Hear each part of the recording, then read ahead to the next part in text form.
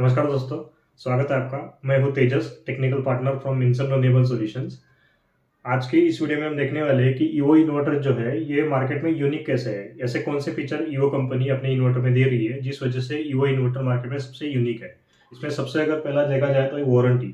तो evo company अपने हर एक इन्वर्टर मॉडल पे 10 साल का स्टैंडर्ड रिप्लेसमेंट वारंटी देती है। ये स्टैंडर्ड रिप्लेसमेंट वारंटी जो है ये कैसे काम करता है, मतलब अगर आपके इन्वर्टर में 10 साल के अंदर कुछ टेक्निकल खराबी आ जाती है तो कंपनी जो है ये इसका रिप्लेसमेंट अलोकेट करती है और आपको आपके साइट पे नया रिप्लेसमेंट का पीस मिल जाता है 72 आवर्स के अंदर। और बाद में वो जो पुराना इन्वर्टर है वो इन्वर्टर मिलने के बाद में उठाया जाता है। अगर हम प्राइस की बात करें और प्रोडक्ट क्वालिटी की बात करें तो ये जो वारंटी है ये सबसे ज़्यादा दिए जाने वाली वारंटी है कंपनी की तरफ से अब तक। और अगर हम दूसरे ब्रांड की और दूसरे प्रोडक्ट की बात करें तो दूसरे प्रोडक्ट में क्या होता है कि आपके पहले तो कंप्लेंट लॉग होती है, उसके बाद में कोई साइट इंजीनियर साइट पे जाता है, फिर वो चेक करता है अगर कोई कार्ड रिप्लेसमेंट की ज़रूरत है या तो फिर कोई कंपोनेंट रिप्लेस करना पड़ रहा है तो वो वहीं पे इन्वर्टर को ओपन करता है। ओपन करने के बाद वो कार्ड रिप्लेस कर देता है या कोई कंपोनेंट डैमेज है तो वो चेंज कर देता है और फिर इन्वर्टर को पैक करके उसको लगा देता है। इन्वर्टर सिस्टम चालू हो जाता है, ठीक है, एवरीथिंग ओके। बट इसमें होता क्या है कि ये जो आपको पता होगा, ऑन ग्रिड इन्वर्टर जो है IP65 रेटेड रहता है। तो अगर आप इसको साइट पे खोलोगे तो इसका जो आईपी रेटिंग है ये खत्म हो जाता है। ठीक है, हो सकता है कि आईपी रेटिंग खत्म हो जाए, ठीक है। और साइट पे ये चीज़ें अवेलेबल भी नहीं है कि आप उसका आईपी रेटिंग चेक कर पाए या उसमें कोई आप इंसुलेशन टेस्ट कर पाए क्योंकि आपने उसमें रिपेयरिंग किया है। तो हो सकता है कि आपका जो प्रोडक्ट है उसकी लाइफ खराब हो जाए।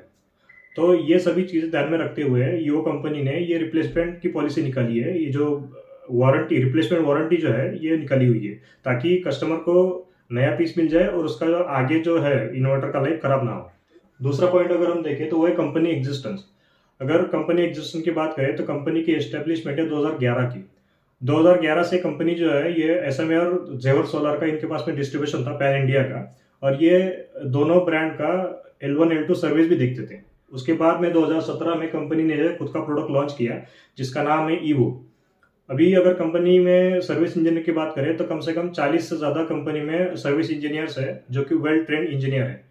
और अगर सर्विस सेंटर की बात करें तो कंपनी के पास में टोटल पैन इंडिया 5 से ज़्यादा सर्विस सेंटर है। अगर महाराष्ट्र की बात करें तो महाराष्ट्र में मिनसन रिन्यूएबल सॉल्यूशन जो हमारी कंपनी है यही प्री सेल्स और पोस्ट सेल्स जो है वो ईवो का दिखती है, ठीक है। मैं मेरा नंबर जो है वो डिस्क्रिप्शन में दे रहा हूँ। अगर आपको ईवो इन्वर्टर में प्री सेल्स और पोस्ट सेल्स के रिगार्डिंग कोई भी इशू आ रहा है तो आप हमें कॉल कर सकते हैं। आपको जो है हमारे हमारे पास में जो है आपके हर एक इशू का जो है रिजर्वेशन मिल जाएगा, ठीक है। नेक्स्ट पॉइंट हम देखते हैं ओवरलोडिंग। तो ईवो इन्वर्टर के हर एक मॉडल पे आप कम से कम 30% ओवरलोडिंग कर सकते हो डीसी साइड से, ठीक है। तो ये बेसिकली ओवरलोडिंग का बेनिफिट क्या होता है, तो अगर आपने मान लो आज कोई 4 किलोवाट का सोलर प्लांट लगा दिया, 4 किलोवाट का आपने इन्वर्टर लगा दिया। अगर कोई ऐसा इन्वर्टर आपने लगाया जिसमें 1:1 लोडिंग है खाली, ठीक है, तो 1:1 लोडिंग मतलब क्या होता है कि इन्वर्टर की जो रेटेड कैपेसिटी है, मतलब अगर 4 किलोवाट का इन्वर्टर हम कंसिडर करते हैं तो उसकी रेटेड कैपेसिटी जो है 4 किलोवाट हो गई। तो आप 1:1 कॉन्फ़िगरेशन का मतलब यही है कि आप रेटेड कैपेसिटी के ऊपर लोडिंग नहीं कर सकते, उसके ऊपर आप डीसी पैनल जो है सोलर पैनल आप नहीं लगा सकते।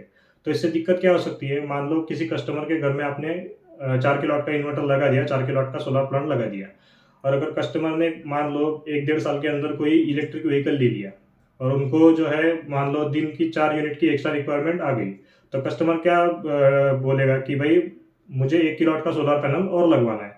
तो उस समय पे अगर हमने 1:1 कॉन्फ़िगरेशन का इन्वर्टर लगाया होगा तो उस केस में हमको एक तो इन्वर्टर चेंज करना पड़ेगा या तो फिर कोई 1 या 2 किलोवाट का सिस्टम हमको उनको एक्स्ट्रा लगा के देना पड़ेगा, ठीक है। तो ये दिक्कत ना हो इसके लिए ईवो कंपनी जो है अपने हर एक इन्वर्टर के मॉडल पे 30% का स्टैंडर्ड ओवरलोडिंग जो है कम से कम अलाउड करती है, ठीक है। अगर हम एसी ओवरलोडिंग की बात करें तो एसी ओवरलोडिंग बेसिकली क्या होता है कि आपकी जो रेटेड कैपेसिटी है तो रेटेड कैपेसिटी से आप कितना एक्स्ट्रा पावर इन्वर्टर से निकाल सकते हो। तो अगला पॉइंट अगर हम देखते हैं तो वो है एलसीडी डिस्प्ले। तो ईवो इन्वर्टर के हर एक मॉडल पे आपको एलसीडी डिस्प्ले आएगा, ठीक है, भले ही वो एलटी इन्वर्टर है या वो एचटी इन्वर्टर है।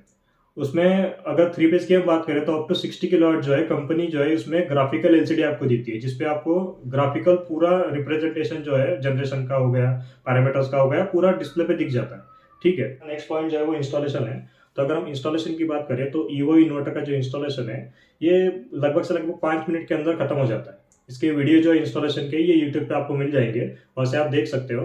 और अगर बाकी हम सेटिंग्स की बात करें जैसे वाईफाई मॉनिटरिंग वगैरह है, वाईफाई का कॉन्फ़िगरेशन वगैरह है, तो ये काफ़ी सिंपल प्रोसीजर है, 2 मिनट के अंदर आपका हो जाता है।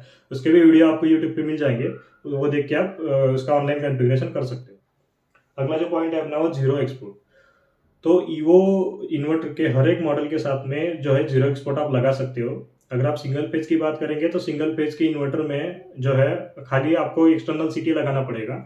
जो मीटर है, जो मीटर लगता है हमें, जो स्मार्ट मीटर लगता है वो इन्वर्टर के अंदर ही इनबिल्ट होता है। बाहर खाली आपने सीटी लगा दिया तो आपका जीरो एक्सपोर्ट जो है वो चालू हो जाएगा। अगर 3 पेज की बात करें तो कुछ 3 सीटी और एक स्मार्ट मीटर आपको कंपनी की तरफ से मिलेगा, वो आपको इंस्टॉलेशन करना है। वो अगर इंस्टॉलेशन करोगे तो एक मतलब 15 मिनट के अंदर आपका जो जीरो एक्सपोर्ट है वो रेडी हो जाएगा।